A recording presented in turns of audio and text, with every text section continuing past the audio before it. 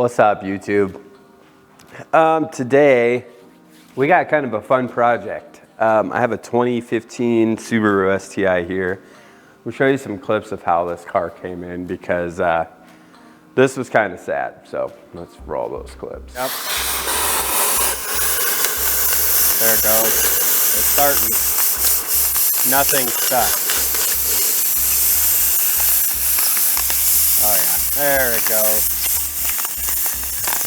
Zoom in.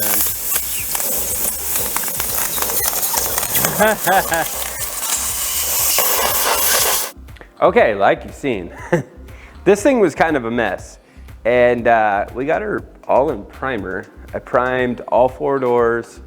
There's a repair on that quarter panel, and then a little tiny spot on the other side.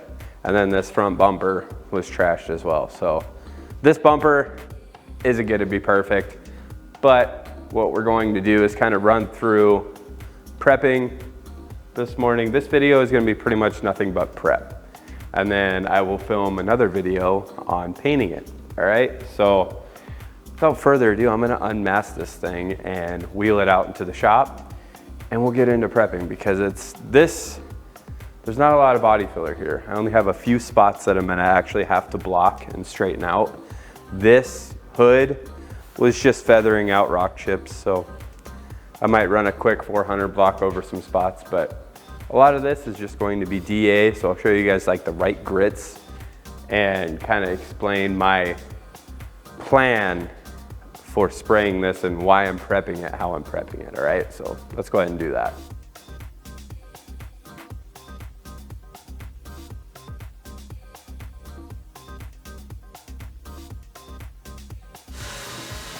All right guys, so it's time for some prep time. As you can see, I already guide coated all of this and did a little spot to see what grits I wanted to use. I am going to seal this car and I am going to use red sealer. So with that being said, that affects what grits I'm going to use and what I'm going to do as far as prep goes. If I was just planning to go to base coat, I would probably do the same setup I'm doing now, but I would do less blocking. Because this hood, really it just had rock chips. So there's going to be some little chips left that I didn't see was chipped like crazy. So there'll be some chips here and there that are left that I will smooth out with the DA, and if there's anything left after that, a little bit of 2-part putty and we'll be good to go. But basically my plan of attack for this, I have 400 grit on my linear blocking tools, semi-flex block. And I'm gonna block this whole hood out. Then I'm gonna get it to 600 grit on a DA with an interface pad. And at 600 grit, I could just DA it with 400 or 500 since I'm sealing it. But 600 grit does a really good job of removing this 400 grit block scratch. So as far as the doors, those are just gonna get 600 grit. I'm gonna guide coat them and 600 grit them. That was just failing clear on this side. That side, some of that clear stuck, so I have a little tiny bit of blocking to do just to make sure that my feather edge is nice and smooth transition so you can't see it. And then as far as this quarter panel goes, there was a small bit of mud work on the quarter, so I do have to block that. And again, I'm just gonna use 400 grit. I'll show you the paper that I'm using. This is paper I'm using, Cubitron 2, 400 plus. I used to use 320 grit in Cubitron, and I tried this. This actually, excuse me, this works a lot better going to 600 grit. I can get 320 grit scratch out with 600. It just takes a lot longer. So I switched to this, and I've had really good luck with it. So I'm going to go ahead and I will bring you guys back after I get this hood all blocked out. Thing to note, when you're blocking, don't go in straight lines. You're not blocking like this, okay? You need to crosshatch. Why? You will put lines in your panels if you do straight lines. There are certain situations in auto body that doing a straight line makes sense, but not very often, not when you're talking about block and primer. So I'm gonna go ahead and get this hood all smoothed out with my block, and I will bring you guys back when I have it blocked, and I'll move on to the next panel, because I'll just DA this, everything. I'll get it all in 600 grit at the exact same time. I almost have all of this blocked out. I wanted to make a quick note. Some of these rounds like this, I'm not really too concerned as long as I can't feel anything goofy. Like I told you guys, I'm really just looking to make sure that I don't have any large dents on this hood.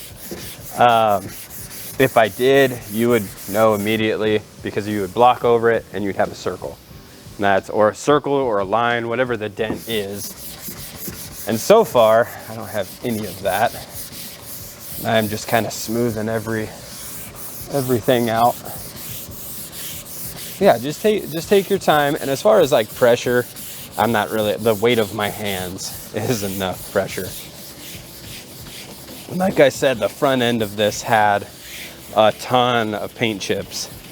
So there's probably going to be some that show up again. And that's all right, because I can mix up a little bit of glazing putty like you see there. A little bit of glazing putty if I need to, if they're really deep. But after 600 grit, we'll see which ones still remain and which ones I think that sealer isn't going to smooth out. I'm not going to concern myself with these two edges. I already know. Check this real quick. But yeah, when it comes to blocking, you kind of got to use the right tool for the job. This one for me has been the most versatile, this semi-flex block, and my most used. And it's plexiglass, so I don't know if you guys can see, it stays really rigid and really flat. Like the foam blocks, they work pretty good for when you're just like trying to smooth stuff out. Ain't nothing wrong with those. But I want a little bit of extra flatness, so I will go ahead and grab this guy. And the other benefit is the paper kind of overhangs it just a little bit, so when you're going into a round, this paper can fold over and kind of follow it, you know what I mean? So just like in this section, that little bit of extra paper sitting over that edge helps me. Almost ready to DA this with 600, and then I'm gonna go ahead and block the other two sections. But yeah, so far this hood's still in really good shape. It's just really chipped up.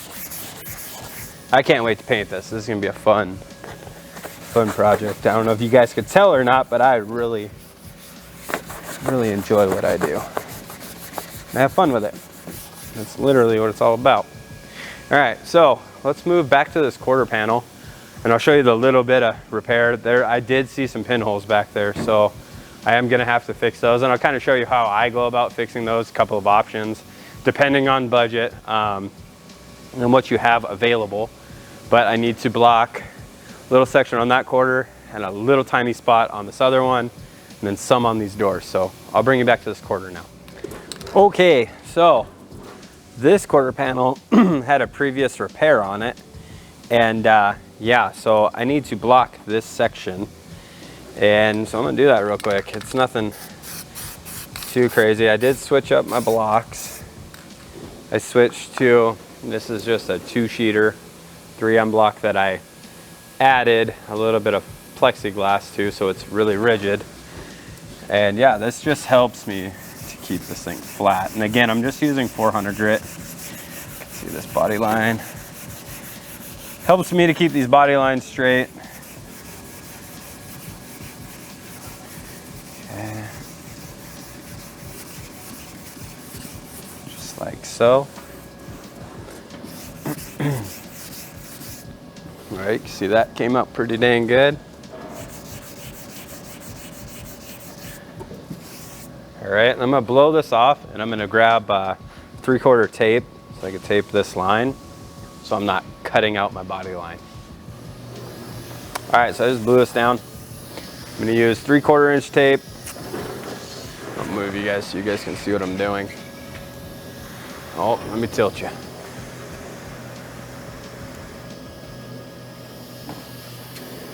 All right, you just take your tape to the end of your body line.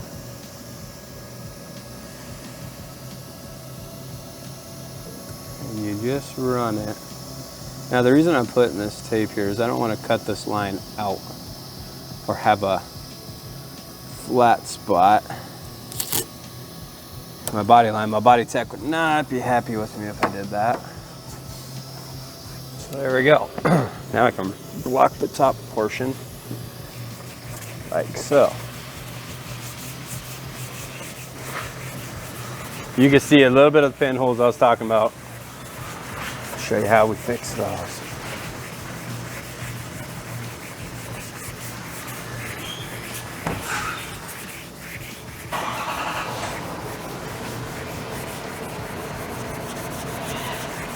Smoothing this stuff out.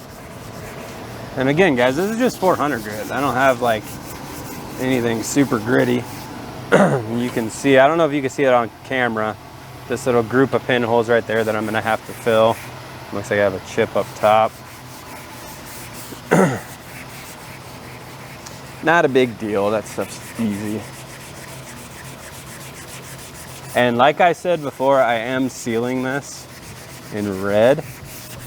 So that means that the pinholes really aren't a big deal because there's gonna get sealer over that little 2-part putty that I'm gonna put on here. You could also use a UV putty. I don't know if I have any right at the moment, so we'll have to see what I have available. All right, now let's go to the other quarter and block that section. All right, so as you can see, this is even smaller. This is just a little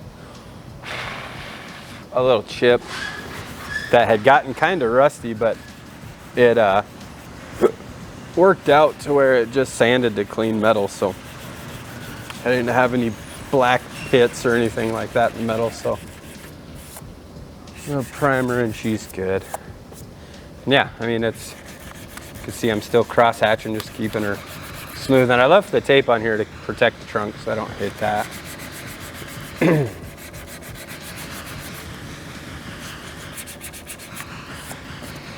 we go.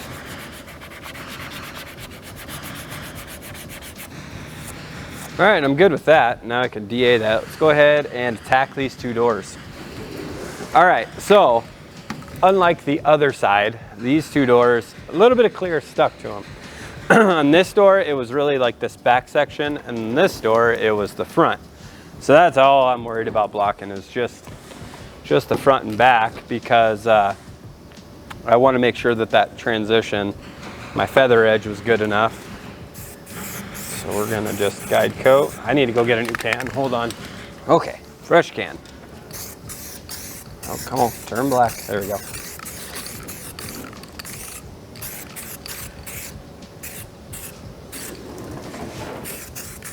Like I said, guys, like spray guide coat. You can wipe this right off with acetone. It's not gonna hurt the paint. And I always do, before I go into paint, I'll grab acetone on a paper towel and just wipe around where I know I was spraying guide coat. And it's a done deal, it just wipes off. Doesn't take any scrubbing, nothing like that. All right, go ahead and block this. I'm gonna use this same little block.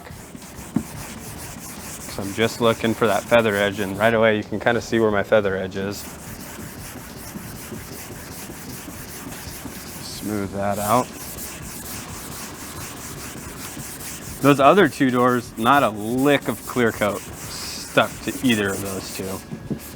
So it was nothing but base coat. So all I did there was just hit those with, what was it, 320 on the DA. Really, really quick, and then Scotch-Brighted just to give it some tooth so that primer would stick. So all I need to do on those, all I needed to do was just spray 2 coats of primer, and then for prep, I'll guide coat them in 600 DA with an interface, and they're fine. I'm gonna grab my little bit longer block real quick. Okay, this will make my job easier. Again, just that semi-flex block. I might need new paper here in a minute. It might be all right. These doors, man, when they're not off the car, they can be kind of a pain in the butt to get locked.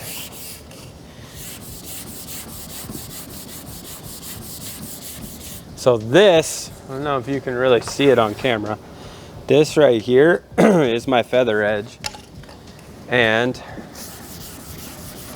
when you do this little crosshatch motion across it, you're smoothing that transition out. See, now it's gone. Now you're never going to be able to see where that feather edge is. Plus, this primer sat overnight, so if it was going to do any kind of shrinking, it already did it. Ran it through a bake cycle and it sat overnight. So I'm not worried about dieback or nothing like that. All right. Really not concerned about that back section. This was my feather edge. So that's what I'm focused on blocking.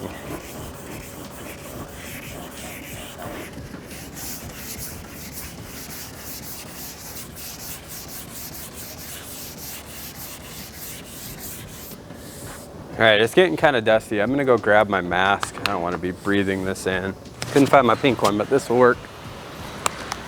Yeah. All right. All of this is blocking out really easy. I did do 3 coats on this side, so I have plenty to work with. All right, well, I just need to do the lower section. Good.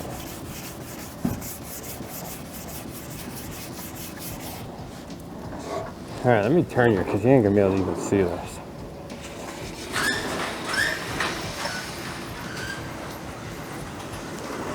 There you go.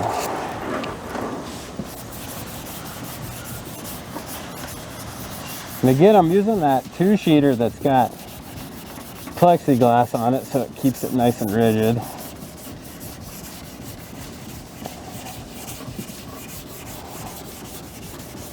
So I make sure that everything I stand on is as straight as I can possibly get it. Oh, and that feather edge looks all good. So I'm not worried about the front of this door. This is all, I know this is good because this was straight base coat. So I'm gonna do the front section of this door because I know that was, I know that's where my feather edge was. I'll move you again. All right, so my feather edge here, probably somewhere around this area. And if you can't see it, you did a good job feathering it out before you primed it, which doesn't always happen.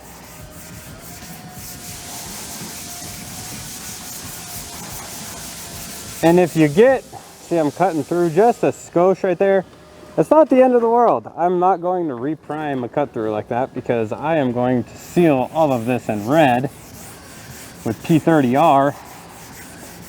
So that's okay. Grab this guy. Okay, so I'm gonna switch to this longer block. Sorry, my body tech and Freddie are interrupting me. Freddie keeps walking by, death staring at me. All right. Like I said, guys, this is, I really didn't even need to block this. I could have probably 600 grit DA'd this whole thing and been just fine. This is kind of just a precaution to make sure that my feather was done right. And so far, I haven't seen any crazy edge, so we're good.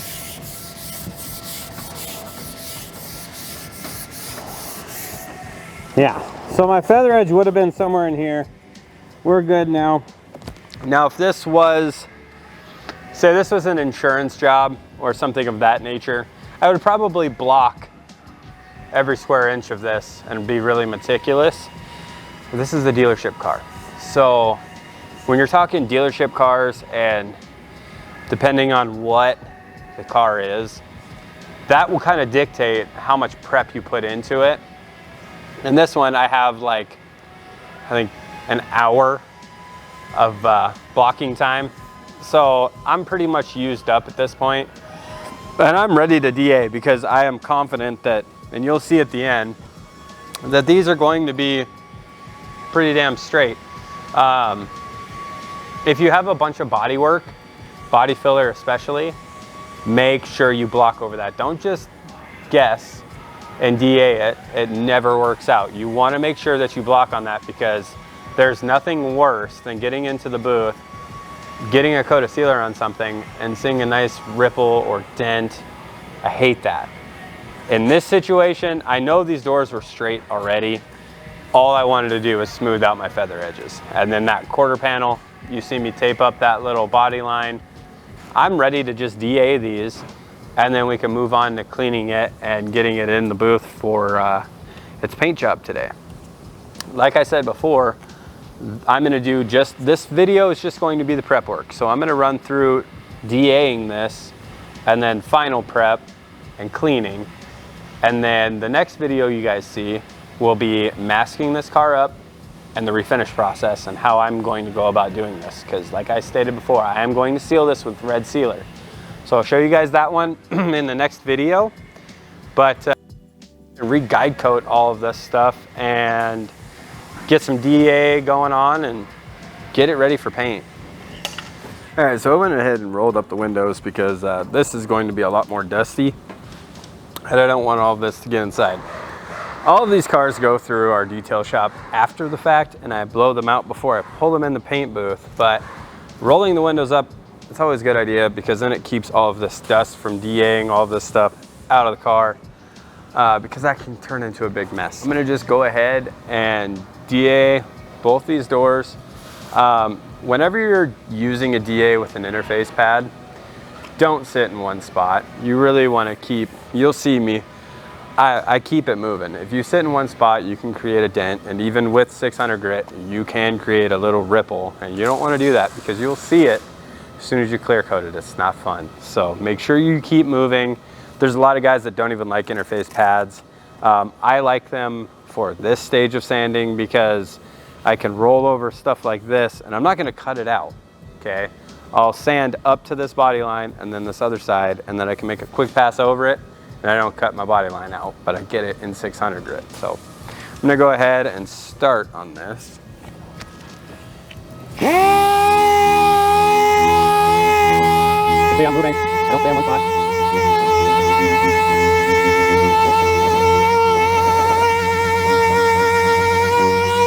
All right, guys, so I got the vast majority of this all DA'd. I left the pockets and some of these edges that I need to scuff. Now you got a couple of options. Because I'm spraying sealer on this, you can use red Scotch-Brite, which I will at the very end. But this is how I'm going to start. And it's these soft back sanding sponges. You can see they're just little sponges. This one is fine grit, which would be like 400 to 500 grit. And this is super fine, and that's gonna be like 500 to 600 grit. I wanna use this fine in these pockets just to knock out any of this little orange peel from my primer. The smoother you make your primer when you're in this step, the smoother your end result is going to be. So if you were to just Scotch-Brite this, yeah, the guide coat would go away, but you're not actually getting rid of the orange peel in there. So I like to use these guys, and you can just keep blowing all the clogged stuff out of these, and they'll just keep working. I know Norton makes these. I'm not sure if Fastline makes them. A lot of companies make these soft back sanding sponges. I know, like at home, I use the heck out of these. I have a couple of at home that are like 220 and 180 for like wood projects at home. And they work really good. All right. So, you know, that's pretty much all gone. I'll use Scotch-Brite to get in like the extra little edges in here. But at the same time, it's like, now that I have all of that sanded, you can seal right over this, and sealer is going to fill any kind of scratch that this fine grit leaves behind. And I'm gonna use this up here. Exact same thing, just removing this orange peel. And it's this P30 primer lays pretty dang flat, so it's very, very, very minimal orange peel that I'm removing anyway. Right, so that's good. Little spots. There we go. That door is done and ready for sealer. I'm gonna do the exact same thing to this door. Get all like my cup here, this top edge, and any miscellaneous. Bring you guys back when I get to the hood, because these doors, it's the exact same prep. Same on those two. I'm gonna just DA those with 600 grit and then use this for the door cups and the top edge.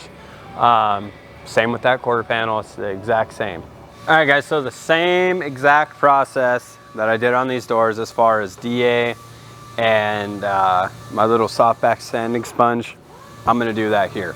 I'll use that DA to get all my big flats, and then I'll use my little sanding sponge to get in the cracks or anything that I can't get to with the DA. For this one, I'll just put you guys on a time lapse so you can watch the whole process as I do it. I'm also going to stick something under this hood latch to prop it up, so I stay off of these fenders. It just makes it easier when I go to do edges and things like that. So I'll put you guys on a time lapse.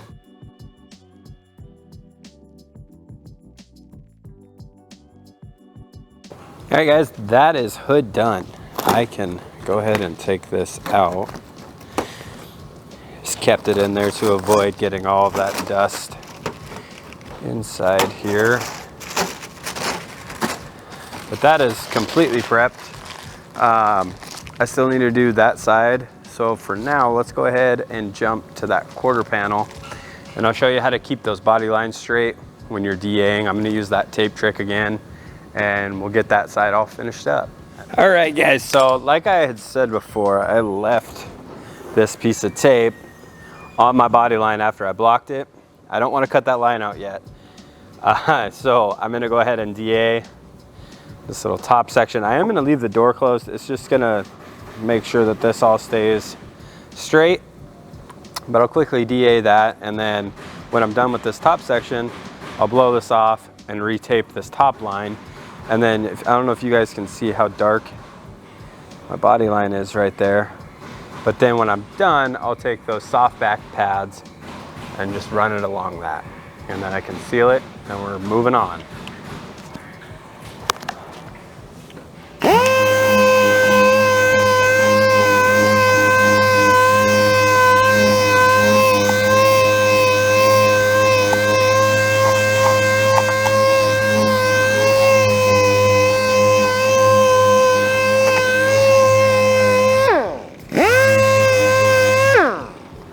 You gotta be very, very careful in these areas like this.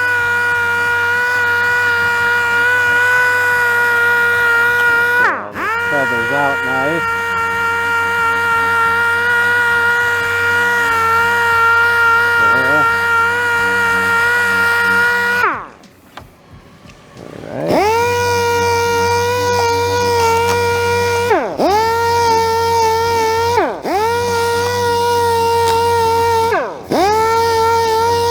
Alright, now I can remove this. You can see it protected my body line.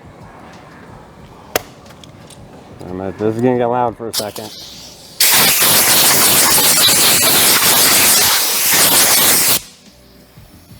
Yep, my body line still feels nice and sharp. Get my tape out of the car. Ow. And the same thing, I'm just gonna tape the top section of this.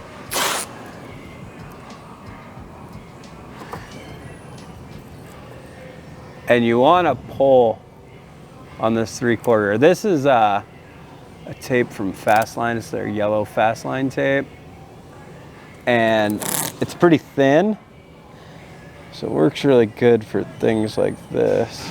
It sticks really nice.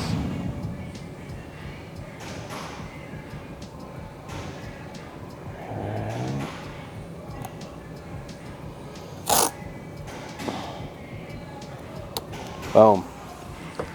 And now the reason why I'm not going all the way down this, my body work was just right here. So make sure that's nice and stuck. A little guide coat on that edge. And we'll DA it.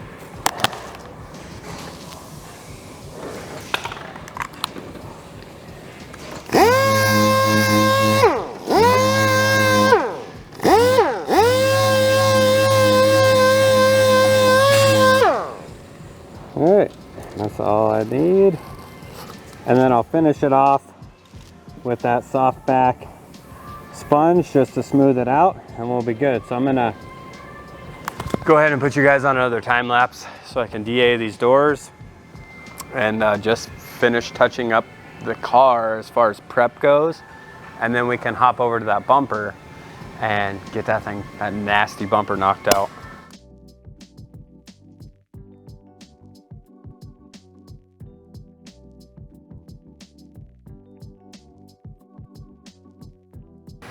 Okay, now it's time for this crappy bumper. This thing has gouges on the underside, there's vent here. The whole goal was to just smooth this out. It's not gonna be perfect. The only way this would be perfect is if we replaced it. There was no time to really fix this. It is what it is. So what I'm gonna do as far as prep is I'm going to DA this with 320 grit since I'm sealing.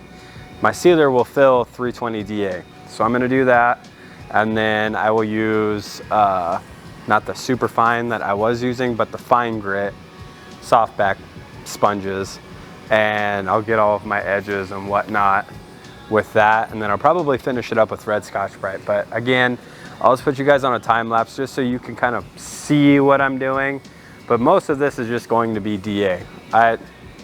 It's far from perfect, so we're gonna just smooth it out and work with what we have.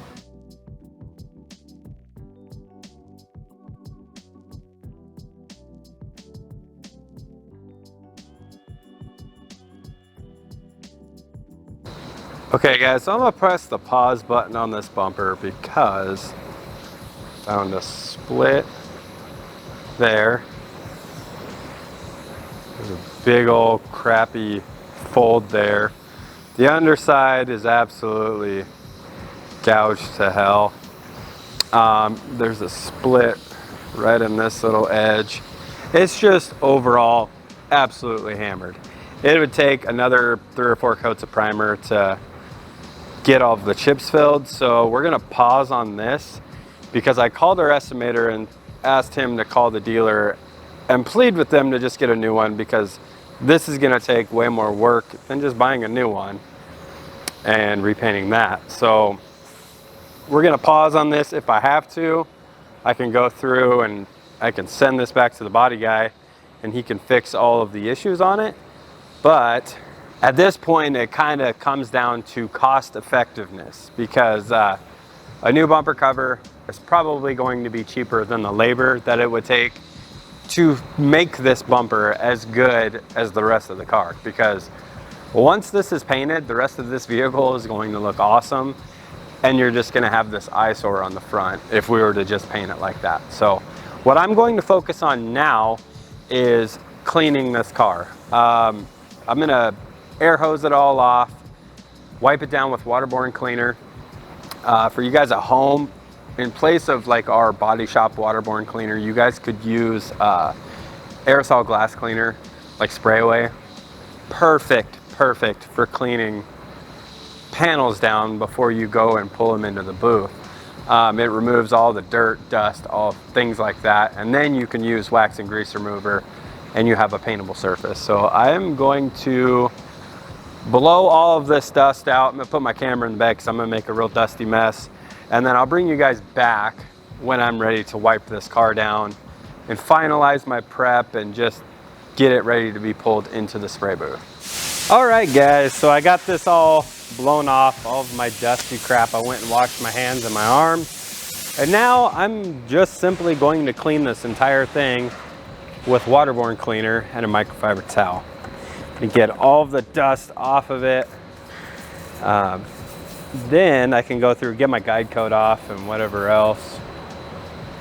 That way I have a clean slate I don't want to pull this thing in until I really like fine tooth comb everything and make sure that my prep work is on point. So cleaning it out here just gives me that extra time to check and double check and triple check my prep work, because I don't like sanding in my paint booth unless it's like I'm nibbing sealer, and even then I like just wet sanding because it makes less mess, less dust that could possibly get in a paint job. So I'm gonna go ahead and continue doing this. I'll just get it all wiped down and then I'll bring you guys back. I do have a couple of chips on the hood that I need to fill, and I'll show you guys a couple of options for doing that, because there's 1K spot putty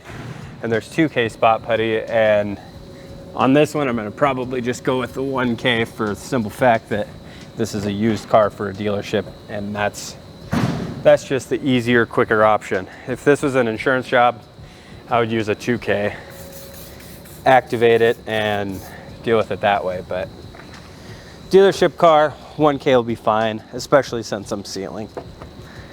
All right guys, so I got this completely wiped down.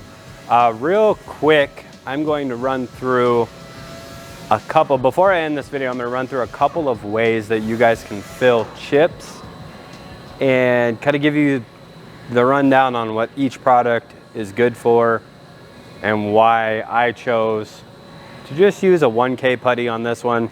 We'll start with that one. I'll show you.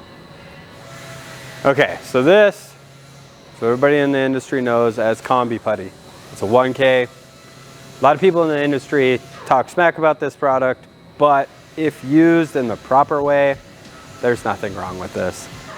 For very, very small chips, like I had in this, or pinholes, as long as you're using a 2K product over top of it, i.e. a primer or sealer, you shouldn't have a whole lot of issues with this.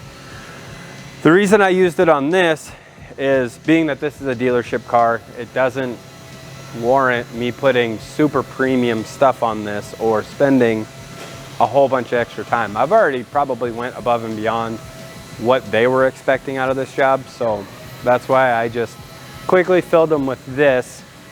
The biggest thing when you go to use this over chips, I'm gonna bring you in a little closer. Okay, so in this area, I have a couple of chips. I know you can still kind of see the guide coat, that's not a problem.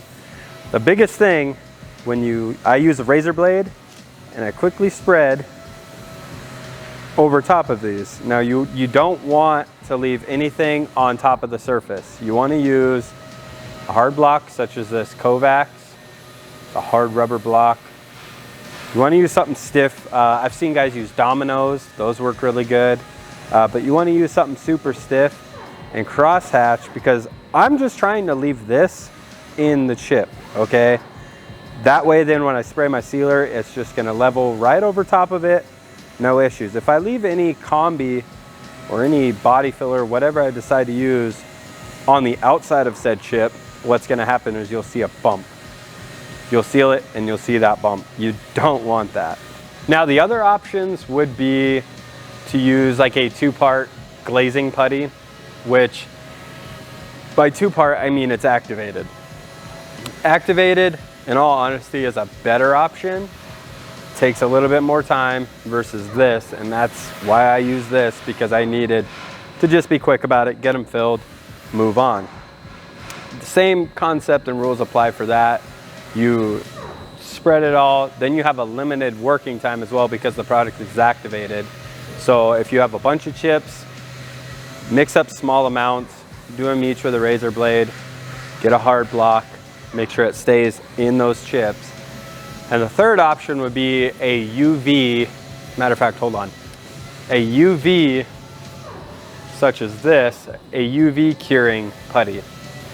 This 440 Express, I already used the regular 440 before primer, and that just fills like micro pinholes and scratches, and my primer smooths out the rest. This, the only time I use this UV one is on insurance work, because this is pretty much guaranteed never to shrink. It doesn't go anywhere for the simple fact that it's UV cured. UV products, when used correctly and fully cured, do not shrink. There is zero shrink from the UV primer to UV putties and body fillers. No shrinkage guaranteed if used properly. But those are kind of the three options that you have for filling chips, pinholes, things of that nature. And that's going to conclude this part of this series. That was just the prep stage. I am completely prepped, completely cleaned, and ready to just roll this thing into the spray booth. So tomorrow I will drop the refinishing video and I will run through how I spray this. I'll go get it taped up now and we'll start on that video right away, but I didn't want to make this series really like into one long video because there is a lot of steps involved with both processes. So I'll get all of this stuff loaded in the booth. I will catch you guys tomorrow with the next video. And if you don't want to see the spray, you just care about the prep, let me know. If you want more prepping videos like this, I can run through prep on a lot more jobs, or if this is kind of boring, let me know too, because it is pretty dang tedious to get these things ready for paint. But in all honesty, this is the most important part. It's the hardest part to get really good at and efficient at. And this took me probably 3 hours actually working and filming. If I wasn't filming, this would take me about an hour and a half. So filming does add some time to that. But yeah, so I'm gonna go ahead. I'll catch you guys tomorrow with the next video. If you enjoyed this video, please get in the comment section. Let me know how I did. If you really enjoyed it and you want to subscribe, that would be awesome. I am on social media, Oli Paints, the same as my YouTube channel, on TikTok, Instagram. If you guys would like to easily get a hold of me, or you just want to interact more, Instagram and TikTok, man, leave me comments on those. I see them all. I try to respond to as many comments as I can get. And yeah, I'll just leave you guys with that. I will see you tomorrow with the refinishing part of this job. Thanks for watching, guys.